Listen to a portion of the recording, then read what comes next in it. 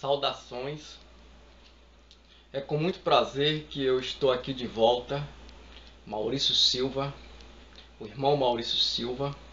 Estou aqui de volta para trazer mais uma palavra de Deus, um testemunho do Evangelho para todos quanto desejam e procuram a verdade. E o assunto que vou falar hoje é: não busco mais o Senhor. Por que essa afirmação? Não busco mais o Senhor. Esse é o título e o tema de hoje. Não busco mais o Senhor, que seria o oposto de buscar o Senhor. E o que vamos ver, vamos tratar nos livros como de Jeremias, capítulo 29. Por que vamos tratar desse assunto? Porque todo sistema religioso, todas as denominações falam que você tem que ir para a denominação para buscar o Senhor, que você tem que ir para os cultos para buscar o Senhor. Se você perguntar a uma pessoa da denominação, de uma certa igreja, ou entre aspas, de uma denominação, ela vai dizer o que é que ela está indo, perguntar o que é que ela está indo fazer naquele dia que ela está indo para aquele culto. Ela vai dizer: eu estou indo buscar o Senhor. Olha, você não vem? Não, vem buscar o Senhor. Aí elas citam para você várias passagens das Escrituras dizendo que você deve buscar o Senhor. Mas será que é assim? Será que o Senhor diz assim na sua palavra? Será que é assim que as Escrituras, a palavra de Deus diz que devemos fazer? Buscar o Senhor realmente? Vamos ver aqui em Jeremias, capítulo 29, versículo 13.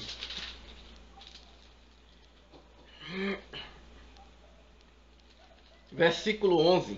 Eu sei que pensamentos tenho a vosso respeito, diz o Senhor, pensamento de paz e não de mal, para vos dar o fim que desejais. Primeiro, no versículo 10, é interessante ver, desde o versículo 10, que diz: assim diz o Senhor, logo que se cumprirem para a Babilônia 70 anos, atentarei para vós outros e cumprirei para convosco a minha boa palavra, tornando a trazer-vos para este lugar. Eu é que sei que pensamento tenho a vosso respeito, diz o Senhor, pensamento de paz e não de mal, para vos dar o fim que desejais. Então me invocareis e passareis a orar a mim, e eu vos ouvirei. Buscar-me-eis e me achareis, quando me buscardes de todo o vosso coração. Ligando este versículo com Isaías 55, versículo 6, que diz: buscai ao Senhor, o Senhor enquanto se pode achar, invocar enquanto está perto. Vemos que as pessoas estão pegando versículos, passagens das Escrituras da Bíblia, fora do seu contexto. E assim elas falam o que elas querem, qualquer pretexto em cima desses versículos. Como Isaías 55:6, que diz: buscar o Senhor enquanto se pode achar, invocar enquanto está perto. Então, segundo esse texto, se ler somente esse versículo, está dizendo que eu tenho que buscar o Senhor enquanto eu posso achá-lo. De noite, de madrugada, vai buscar o Senhor, vai orar para buscar o Senhor. De manhã, vai orar para buscar o Senhor, jejuar para buscar o Senhor, ler a Bíblia para buscar o Senhor. E será que é assim? Aqui em Jeremias acabamos de ver o seguinte, que no contexto histórico, o povo de Jeremias, essa foi uma carta que Jeremias enviou para o povo de Israel, o povo de Jerusalém. E no contexto histórico, eles estavam cativos em Babilônia porque eles haviam desprezado o Senhor, eles haviam rejeitado o Senhor da sua vida, não estavam tendo mais Deus, o Senhor, como único Deus na sua vida, não estavam mais adorando o Senhor como único Deus, eles estavam adorando ídolos, adorando outros deuses, falsos deuses, deuses que não são deuses, porque em 1 Coríntios 8:6 diz que para nós há um só Deus. E 8:4 diz que há somente um Deus. Então eles estavam tendo outros deuses como deuses e deixando de adorar o Senhor, o único Deus. Então, sendo aí, aplica-se a palavra para eles, dizendo: buscar-me-eis e me achareis, quando me buscar de todo o vosso coração. E ficam pessoas cantando, fazendo emocionalismo, muitas pessoas gospel, cantando suas músicas para os grupos que gostam de ouvir as músicas gospel, fazendo emocionalismo. Ou você tem que chorar, você tem que se prantear, você tem que clamar, você tem que buscar. dizendo que buscar isso é você chorar e de todo o coração, é você derramar lágrimas, que isso é buscar de todo o coração, conforme esse texto. Mas no contexto, buscar o Senhor de todo o coração seria o mesmo que amá-lo de todo o coração, de toda a força, de toda a alma. E é o que o povo de Israel não estava fazendo. Êxodo 20, versículo 3 diz: não terás outros deuses diante de mim, o Senhor diz. E quando você não tem outros deuses diante do Senhor, você está amando o Senhor de toda a tua força, de toda a tua alma, de todo o teu entendimento, porque você não troca o Senhor por outros deuses. Você só tem Ele como Senhor na sua vida. Assim você está amando Ele, já ama Ele de toda a tua força, de todo o teu coração, de todo o teu entendimento. Então você já busca o Senhor, já buscou o Senhor com todo o coração. Já buscou o Senhor, já tem o Senhor, já ama o Senhor de todo o coração. E o povo não estava fazendo isso. O povo adorava ídolos. Então eles não buscavam o Senhor de todo o coração. Então vemos o seguinte, que essa palavra de buscar o Senhor de todo o coração não é para aquele que já buscou o Senhor, que creu no Senhor. O contexto aqui é pecado, é idolatria. Quem não está buscando o Senhor, quem está na idolatria não está buscando o Senhor. Então deve sim buscar o Senhor de todo o coração. Mas não dizer que essa palavra aqui é para as pessoas ficarem indo para o templo religioso, para as denominações, para os cultos, para as vigílias, para os jejuns, dizendo que está indo buscar o Senhor em uma busca incessante que nunca acaba. Uma busca sem fim que nunca acaba. Isso não existe. Isso não existe. Como Isaías, vamos examinar aqui Isaías, um pouco antes de Jeremias, capítulo 55, versículo 6, que diz, é o texto favorito de muitos.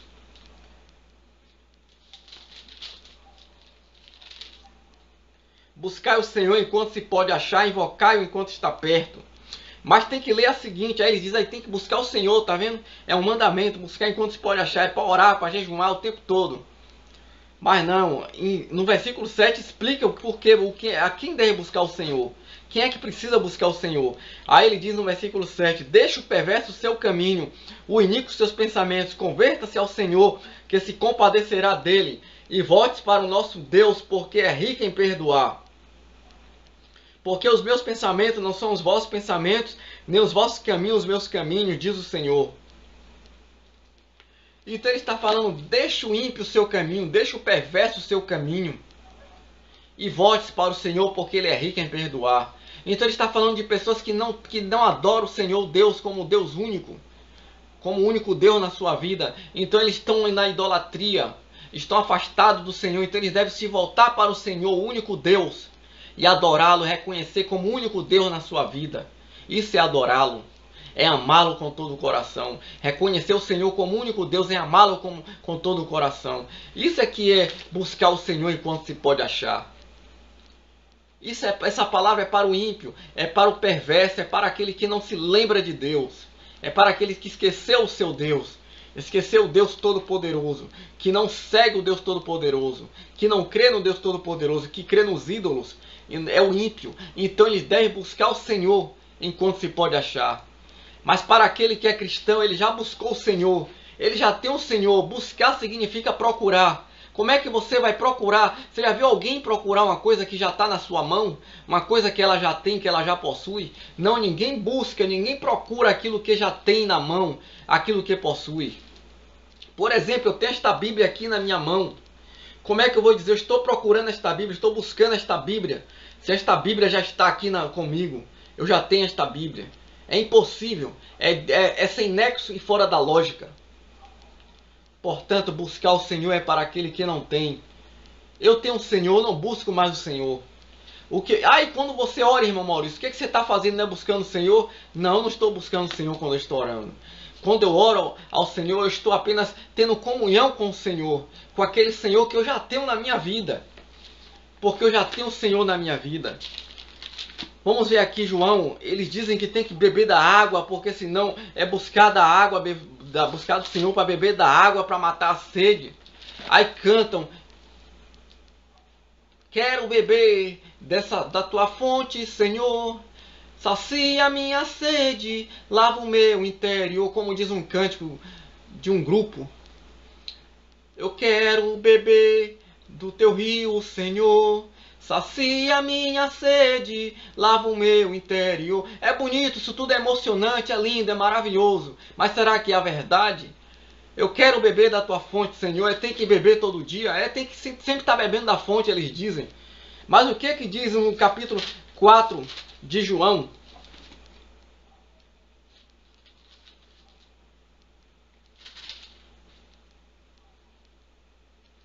Versículo 13, o que Jesus afirmou para a mulher samaritana sobre beber da água.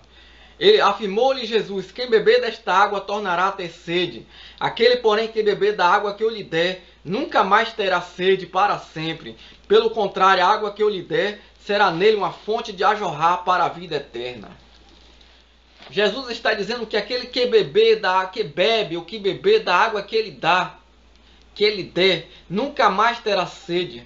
Se você bebeu, se eu já bebi da água que é Cristo, da água que Cristo me dá, da água que Cristo me deu, então nunca mais eu tenho sede, de acordo com esse texto. Eu não tenho mais sede do Senhor. Eu não tenho mais sede da vida eterna. Porque eu já tenho a vida eterna. Porque a fonte, a água que Ele me deu, fará dentro de mim, fará nele uma fonte de água que salta para a vida eterna. Eu já tenho essa fonte dentro de mim que salta para a vida eterna. O cristão já tem essa fonte dentro dele que salta para a vida eterna. Aquele que crê já tem essa fonte dentro dele que salta para a vida eterna. Nunca mais terá sede. As palavras de Jesus. O que vale é o que Jesus disse, não é o que alguém pensa, não é o que o sistema diz, não é o que um teólogo diz. Não é que alguém viu na escritura e pensou que diz, pensou que aquilo e disse. Não, é o que as escrituras dizem. Aqui está dizendo que nunca mais terá sede o que bebe da água que ele der. Se nunca mais terá sede, como é que Deus disse que eu não tenho mais sede? Eu estou pedindo a Ele, sacia a minha sede. Isso é uma contradição. Eu estou duvidando, eu não entendi. Então eu não entendi bem o que Ele diz na sua palavra, o que Ele disse para mim. Ou então eu não creio de que Ele saciou minha sede. No versículo, capítulo 7 também, versículo 37, diz o seguinte de João. No último dia, o grande dia da festa, levantou-se Jesus e exclamou: se alguém tem sede, venha a mim e beba. Quem crê em mim, como diz a Escritura, do seu interior fluirão rios de água viva. E isto ele disse com respeito ao Espírito que haviam de receber os que nele crescem, pois o Espírito até esse momento não fora dado, porque Jesus não havia sido ainda glorificado. Jesus não tinha sido ressuscitado dos mortos ainda. E o Espírito Santo não foi dado aos corações dos crentes ainda. Então ele disse que se alguém tem sede, fosse a ele e bebesse. Mas como ele já disse antes no capítulo 4, para a mulher samaritana, que quem beber da água que ele der nunca mais terá sede. Então ele disse: se alguém tem sede, venha a mim e beba, porque se beber dele, da água que ele dá, nunca mais a pessoa tem sede. Por isso que nunca mais eu tenho sede. Nunca mais eu busco da água, nunca mais eu busco beber da água. Nunca mais eu busco o Senhor, porque eu já tenho o Senhor. Nunca mais busco da água porque eu já tenho a água. Nunca mais busco a vida eterna porque eu já tenho a vida eterna. Essa água é a água da vida eterna que salta para a vida eterna, a mesma que ele falou um pouco antes, no texto lido anterior. O Espírito Santo, ele se referia ao Espírito Santo de acordo com João. Em Efésios capítulo 1, versículo 13 diz: em quem também vós, depois que ouvistes a palavra da verdade, o evangelho da vossa salvação, e tendo também nele crido, fostes selados com o Espírito Santo da promessa. Se fomos selados quando cremos no evangelho, já temos o Espírito Santo, então já temos a fonte de água que salta para a vida eterna. Como em Romanos 8, versículo 2 diz: o Espírito que dá vida em Cristo Jesus me livrou da lei do pecado e da morte. A lei do Espírito que dá vida em Cristo Jesus me livrou da lei do pecado e da morte.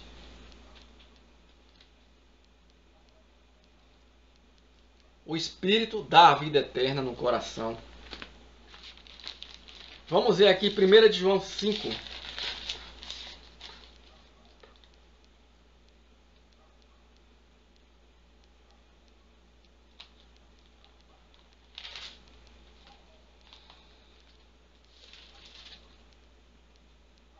Cinco 11 diz o seguinte: e o testemunho é esse, que Deus nos deu a vida eterna, e esta vida está no seu Filho.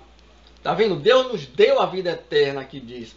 Aqui não diz Deus nos dará no futuro a vida eterna. Aqui diz que Deus já nos deu a vida eterna no nosso coração, no nosso espírito. Como Efésios 2:1 diz, Ele vos deu vida, estando vós mortos em delitos e pecados. Essa vida é a vida espiritual, é a vida eterna. No versículo 13 diz o seguinte, versículo 12. Aquele que tem o Filho tem a vida. Aquele que não tem o Filho de Deus não tem a vida. Aquele que tem o Filho de Deus, Jesus Cristo, tem a vida eterna dentro de si. Já tem a vida, não é terá a vida no futuro. Aquele que tem o Filho tem a vida. Aquele que não tem o Filho não tem a vida. E pronto, e fim de papo. Quem tem o Filho tem a vida. Quem não tem um filho não tem a vida. Porque no versículo 20 diz, também sabemos que o Filho de Deus é vindo. E nos tem dado entendimento para reconhecermos o verdadeiro. E estamos no verdadeiro, em seu Filho Jesus Cristo. Este é o verdadeiro Deus e a vida eterna. Jesus é a vida eterna. Jesus é o verdadeiro Deus e é a vida eterna. Jesus é Deus. E por isso que Ele é a vida eterna. Jesus é o verdadeiro Deus e a vida eterna. Por isso que Ele é o verdadeiro Deus. Porque Ele é Deus. Ele é Deus, Ele é o verdadeiro Deus. Jesus é a vida eterna porque Ele é Deus. Então quem tem o Filho tem a vida. Quem não tem o Filho não tem a vida. Então eu vivo buscando. Em João 6,47 Jesus disse, em verdade vos digo, aquele que crê em mim tem a vida eterna. Ele não disse aquele que crê em mim buscar, vai ter a vida eterna, ou tem, ou terá. Ele disse aquele que crê em mim tem a vida eterna. Todas as passagens garantem a vida eterna no presente para o cristão, para o que serve, o que teme ao Senhor, que ouve a palavra do pastor, ouve a voz do pastor. As minhas ovelhas ouvem minha voz, ele diz João 10:27. Eu as conheço e ninguém as arrebatará de minha mão. Eu lhes dou a vida eterna e jamais perecerão, e ninguém as arrebatará da minha mão. Eu dou-lhes a vida eterna, não eu lhe darei um dia, eu dou-lhes no presente. Ele já nos deu a vida eterna. As ovelhas que ouvem a voz do pastor. O pastor chama e as ovelhas atendem a sua voz. Sendo assim, quem tem o Filho tem a vida. Quem não tem o Filho não tem a vida. Então podemos ver o seguinte, que não há necessidade de dizer que vamos buscar o Senhor. Necessidade de buscar o Senhor. O que eu faço quando eu estou orando, não é buscando o Senhor? Alguém diz, você não estaria buscando o Senhor? Não, eu estou conversando com o Senhor que eu já tenho. Quando eu estou lendo as Escrituras, eu estou buscando conhecimento do Senhor que eu já tenho. Eu estou procurando entender a natureza, um pouco mais da natureza do Senhor que eu já tenho. Mas eu não estou buscando a Ele, procurando a Ele, porque Ele já está em mim. Cristo em vós, Paulo disse aos Colossenses, esperança da glória. Cristo em vós, esperança da glória. Então é assim. Essas são as palavras da Escritura, a palavra do Evangelho. Os homens são quem complicam tudo. O homem é quem complica tudo, é quem dificulta tudo para as pessoas. É simples assim. Quem crê no Senhor, tem o Senhor. Quem tem um filho, tem a vida. Quem não tem um filho, não tem a vida. Esse é meu estudo por hoje. E que Deus continue abençoando a cada um. E se você tiver interesse de estar por dentro dos nossos próximos estudos, ou tiver alguma dúvida a respeito das Escrituras, da Palavra de Deus, do Evangelho, inscreva-se em nosso canal e pode deixar seu comentário e pode estar nos perguntando. Faça sua pergunta que estarei fazendo questão de responder apropriadamente a cada pergunta, dentro do possível que Deus me conceder. Que Deus continue abençoando a todos.